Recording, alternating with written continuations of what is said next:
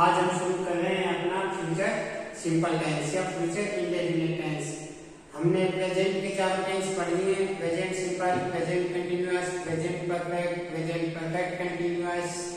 उसके बाद हमने पढ़ा past simple, past continuous, past perfect और पास्ट परफेक्ट कंटीन्यूअस। आज हम शुरू करते हैं फ्यूचर सिंपल टेंस या फ्यूचर इंडेफिनिट टेंस। देखिए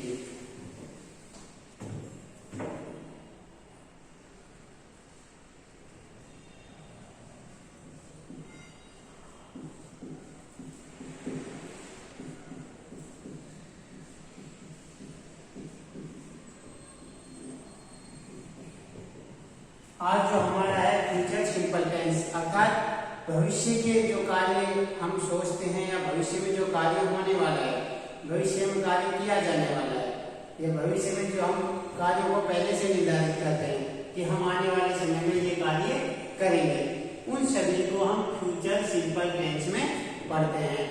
तो जैसा कि हम हर टेंस में पढ़ते आ गए, एक हमारी हेल्पिंग वर्ब होती है और एक हमारी मेन वर्ब। प्रत्येक टेंस में हेल्पिंग वर्ब का भी यूज किया जाता है और मेन वर्ब का भी।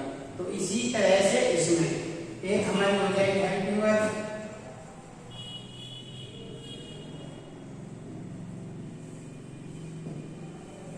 और एक हमारी हो जाएगी मेन वर्ब।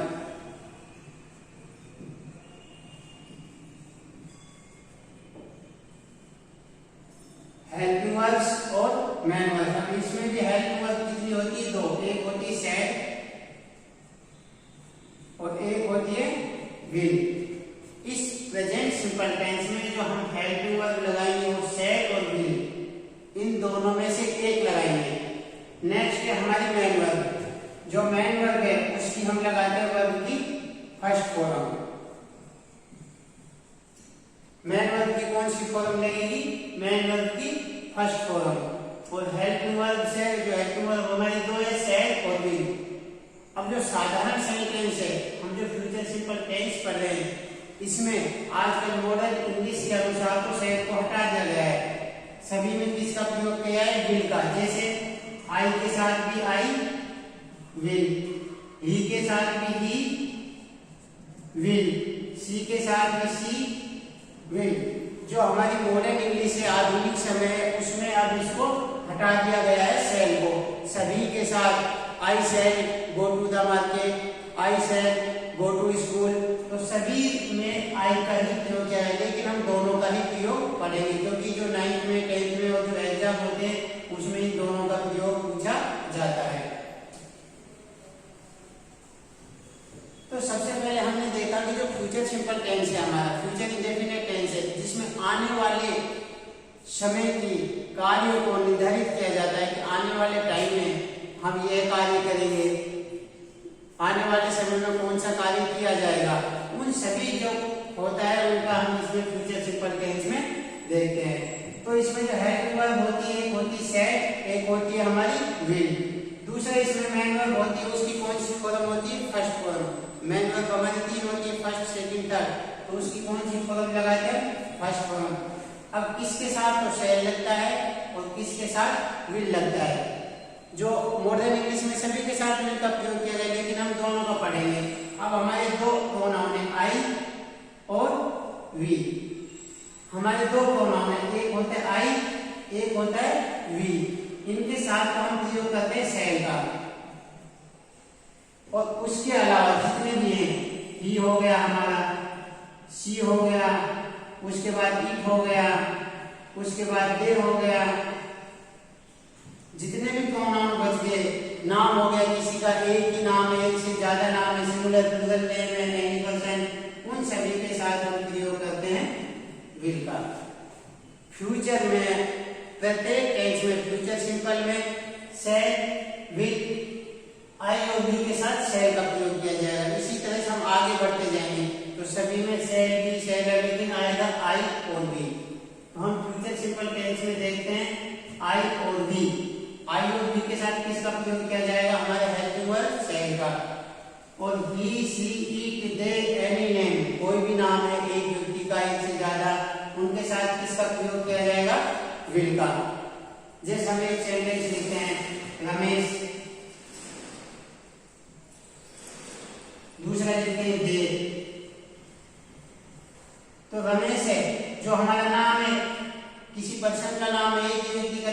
साथ हम किसका प्रयोग करेंगे? विल का, क्योंकि आई और बी के साथ हम शैल का प्रयोग करते हैं। तो रमेश के साथ क्या लगा देंगे? रमेश के साथ लगा देंगे विल।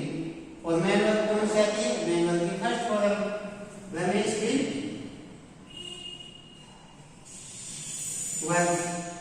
रमेश है जो अपना कार्य करेगा, कब करेगा? टुमारो। कल है जो रमेश अपना कार्य करेगा। मेन वर्ब की कौन सी फॉर्म होगी? First form, Ramesh will work tomorrow. इसी तरह से दे, अब दे के साथ में किसका प्रयोग किया जाएगा? विल का। They will go to school next Monday.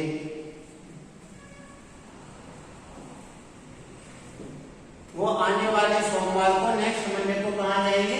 विद्यालय जाएंगे। आने वाले समय की बात बताई जा रही है। अगर यहाँ पे आ जाता आई, तो आई के साथ हम क्या लगाएंगे? सेल। वी आ जाएगा तो वी के साथ क्या लगाएंगे? सेल। और इनके साथ कोई भी हम वर्ब लिख देंगे, ईट फूड,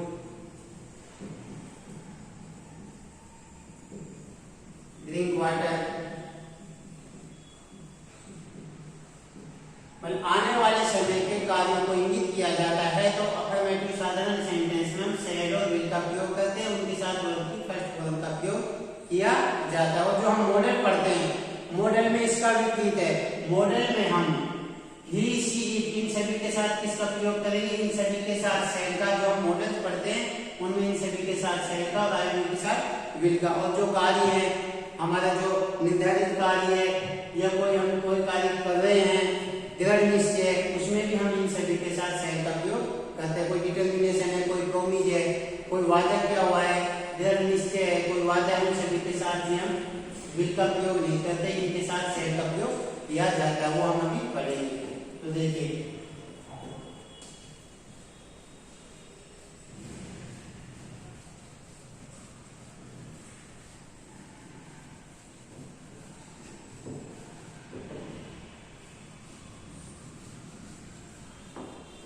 अब हमारा जो इसमें ये तो हो गया अफर्मेटिव सेंटेंस साधारण वाक्य। इसका एक स्ट्रक्चर देख लेते हैं।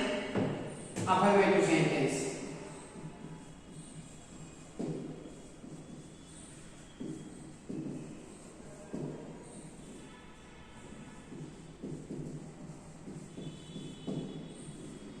जो इसके साधारण वाक्य हैं, उन साधारण वाक्यों में सबसे पहले सब्जेक्ट लिखा जाता है, उसके बाद शैल और विल लिखा जाता है, उसके बाद मेन वर्ब की फर्स्ट फॉर्म लिखी जाती है, उसके बाद ऑब्जेक्ट और अदर वर्ड लिख देते हैं, ऑब्जेक्ट या other word.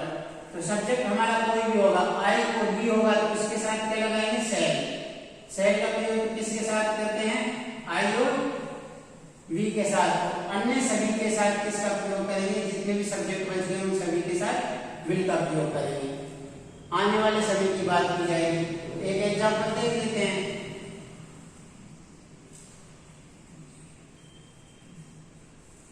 All the boys, अब ऑल द बॉयज आई और वी तो है ही, इन सभी के साथ किसका प्रयोग करेंगे? विल। प्ले, सभी विद्यार्थी खेलेंगे, यानी आने वाले समय की बात की जा रही है। इसके बाद My sister will go to market tomorrow. मेरी सिस्टर है जो कल आने वाले समय की बात है, कहाँ जाएगी? बाजार जाएगी। तो ये जो हमारा स्ट्रक्चर है, सब्जेक्ट, शैल और विल, आई और वी के साथ किसका प्रयोग किया जाता है? शैल का। अन्य सभी सब्जेक्ट के साथ विल का प्रयोग किया जाता है। मेन वर्ब की फर्स्ट फॉर्म आती है, ऑब्जेक्ट या अदर वर्ड लिख देते हैं। अब इसके अलावा एक स्ट्रक्चर और होता है, देखिए साधारण सेंटेंस में।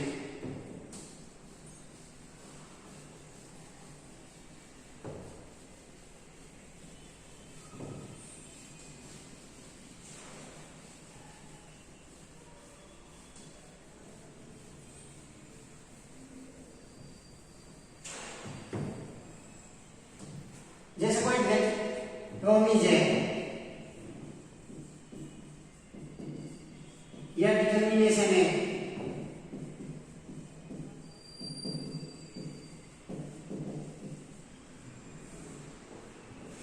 कोई वादा किया हुआ है, कोई दृढ़ निश्चय है, कोई वादा है दृढ़ निश्चय है, तो उसमें हम शहर का प्रयोग करते हैं ही सी के साथ। यह तुम्हें अवश्य मारेगा, मैं तुम्हें अवश्य मारूंगा। इस तरह के जो कार्य होते हैं उनमें हम किसका प्रयोग करते हैं, शहर का। जैसे ही सेड किल यू, वह तुम्हें मारेगा, वह तुम्हें अवश्य मारेगा, वह तुम्हें मारेगा। तो इसमें क्या है, प्रोमिस है, इसमें क्या किया जा रहा है, वादा किया जा रहा है। He said kill you, वह तुम्हें मारेगा। अब एक लिखते हैं, वह तुमसे मिलेगा। ही, वह तुमसे मिलेगा। ही के साथ क्या जाएगा, विल मीट यू। इसमें लिख दिया वह तुमसे मिलेगा। और एक प्रॉमिस करते हैं, इस तरह के वाक्यों में हम किसका प्रयोग करते हैं, शहर का। प्रॉमिस है, डिटर्मिनेशन है, मैं तुम्हें मारूंगा, मारूंगा। इसमें दृढ़ निश्चय क्या है, आई विल किल यू। अब इसमें लिख दिया आई विल किल यू, मैं तुम्हें अवश्य मारूंगा। तो इसमें एक तरह से प्रॉमिस हो रहा है, दृढ़ निश्चय, डिटर्मिनेशन हो रहा है। तो इस तरह के वाक्यों में भी हम आई के साथ किसका प्रयोग करते हैं, विल का। ही के साथ विल का, ही के साथ शहर का प्रयोग किया जाता है जब कोई डिटर्मिनेशन होता है।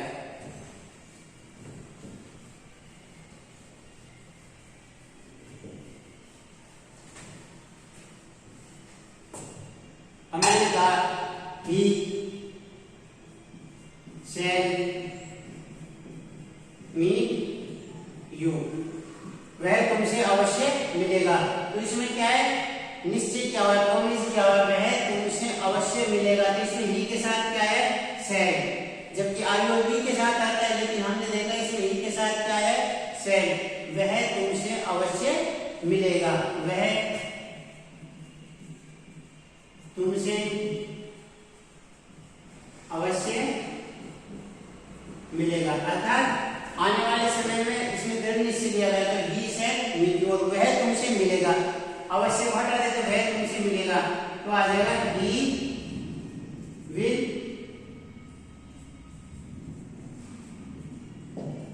मीट, वह मिलता है। साधारण वाक्य वह मिलता है, ही विल मीट, वह मिलेगा। इसमें एक दृढ़ निश्चय दिया हुआ है। दृढ़ निश्चय वाले वाक्यों में, जो वाक्य दृढ़ निश्चय वाले होते हैं, हम ही के साथ शब्द का प्रयोग करते हैं।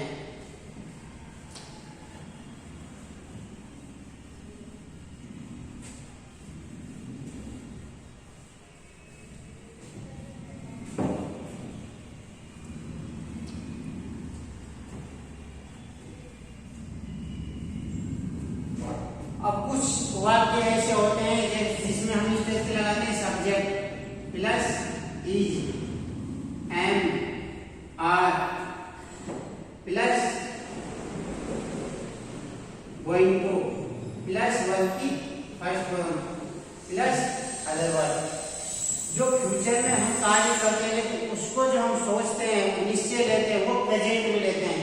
प्रेजेंट में कोई भी कार्य जो फ्यूचर का निश्चित किया जा रहा है, उस कार्य की रूपरेखा तैयार हो जाती है, उसमें हम सब्जेक्ट प्लस इंजमा गोइंग टू वर्ब की first form plus other verb का प्रयोग। जैसे मैं एक कार खरीदने जा रहा हूं, मैं एक कार खरीदने जा रहा हूं,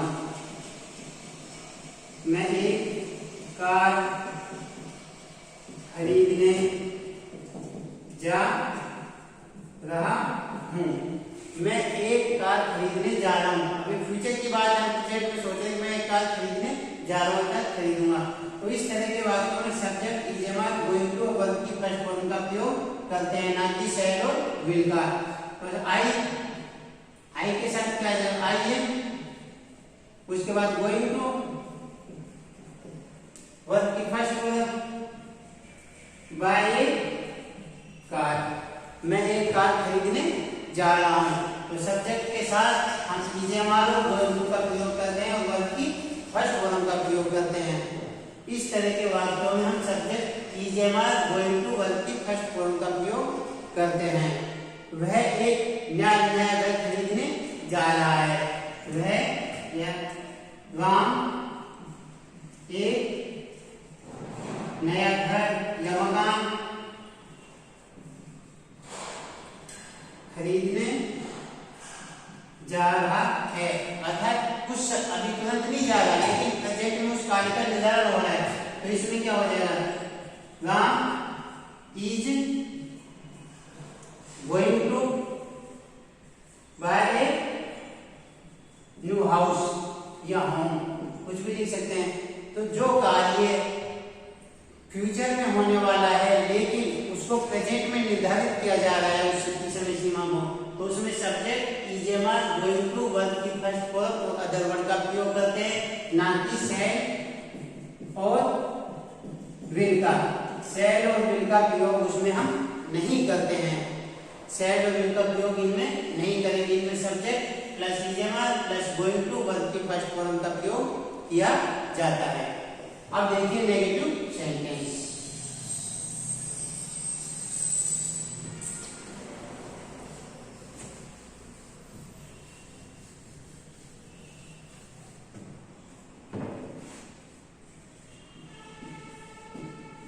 नेगेटिव सेंटेंस में क्या लिखते हैं, सबसे पहले सब्जेक्ट लिख देंगे, शैल कोमा विल लिख देंगे, प्लस नॉट प्लस वर्ब की फर्स्ट फॉर्म प्लस ऑब्जेक्ट या अदर वर्ड। तो इसमें क्या है, सभी में हम शैल और विल के बाद किसका प्रयोग कर देते हैं, नॉट का प्रयोग कर देते हैं। We shall not read this book, मैं यह पुस्तक नहीं पढ़ूंगा। दे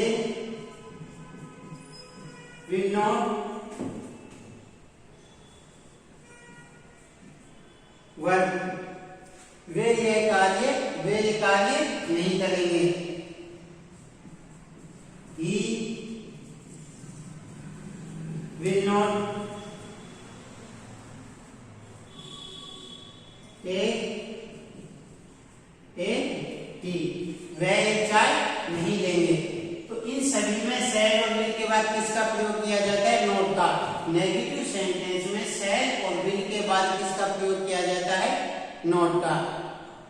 इसी तरह से है इंटेरोगेटिव।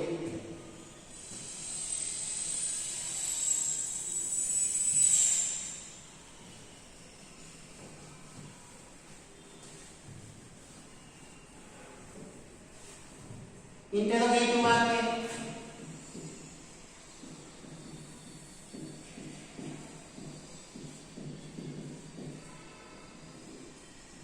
इंटेरोगेटिव में क्या करते हैं, हम शैल और विल को सबसे फर्स्ट में लिख देते हैं।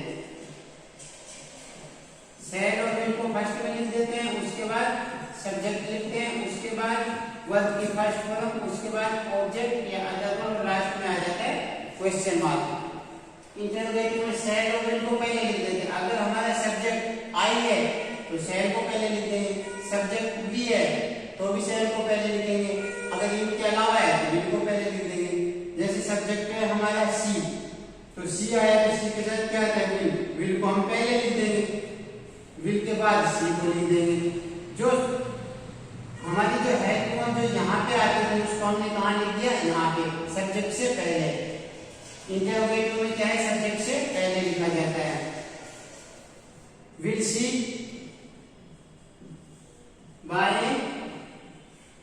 न्यू कार, और लास्ट में क्वेश्चन मार्क, क्या है, एक कार खरीदेंगे। इसी तरह से शैल का ले लेते हैं, सबसे पहले शैल लिख देंगे, शैल के बाद आई ये भी लिख सकते हैं, ड्रिंक वाटर, क्या है, क्या मैं पानी पीऊंगा। तो इसमें क्या किया जाता है, इंटेरोगेटिव सेंटेंस में शैल और विल सब्जेक्ट से पहले लिख देते हैं, उसके बाद सब्जेक्ट लिखते हैं, उसके बाद वर्ब की फर्स्ट फॉर्म, लास्ट में आ जाता है क्वेश्चन मार्क।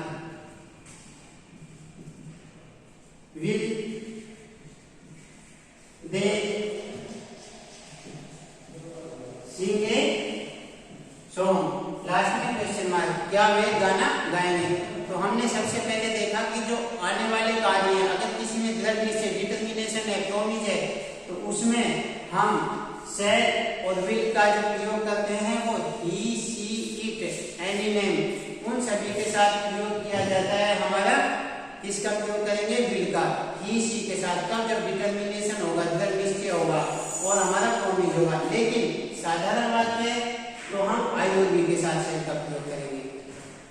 इसी तरह से और सभी के साथ विल का प्रयोग करेंगे। सबसे पहले सब्जेक्ट लिख दिया जाएगा, उसके बाद हमारा शैल विल आ जाएगा, वर्ब की फर्स्ट फॉर्म और अदर वर्ब। नेगेटिव सेंटेंस में क्या करते हैं? शैल और विल के बाद नोट लगा देते हैं। इंटरोगेटिव सेंटेंस में क्या करते हैं? शैल और विल को पहले लिख देते हैं, लास्ट में क्वेश्चन मार्क आ जाता है। इंटरोगेटिव नेगेटिव में शैल will plus subject plus note plus verb की फर्स्ट फॉर्म। कुछ कार्य ऐसे होते हैं जिनको हम फ्यूचर प्लानिंग होती है। प्रेजेंट में हम फ्यूचर की प्लानिंग करते हैं।